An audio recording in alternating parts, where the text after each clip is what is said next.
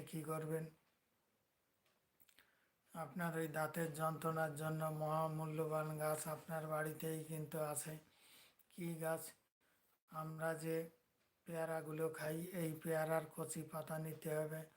নেওয়ার পরে থেতো করে রস করে আপনার ওই দাঁতের যন্ত্রণার স্থানে লাগাতে হবে, অথবা দাঁতে যদি গর্ত হয়ে যায় তাহলে কিন্তু ওই গর্ত পূরণ করে দিতে হবে পেয়ারা পাতা থেতো করে। তাহলে দেখবেন আস্তে আস্তে আপনার দাঁতের যন্ত্রণা কমতে শুরু করবে। এছাড়াও কিন্তু আপনি রসুন তেল ব্যবহার করতে পারেন। আমরা যে রসুনটা খাই, এই রসুন কিন্তু আপনি থেতো করে রস বের করে নিয়ে আপনি তুলোয় করে আপনার দাঁতের যন্ত্রণা স্থানে লাগাতে পারেন, অথবা আপনার দাঁতে যদি গর্ত হয়ে থাকে তাহলে আপনি রসুন থেতো করে গর্ত পূরণ করে দেবেন। দেখবেন আস্তে আস্তে আপনার দাঁতের যন্ত্রণা কমতে শুরু করবে।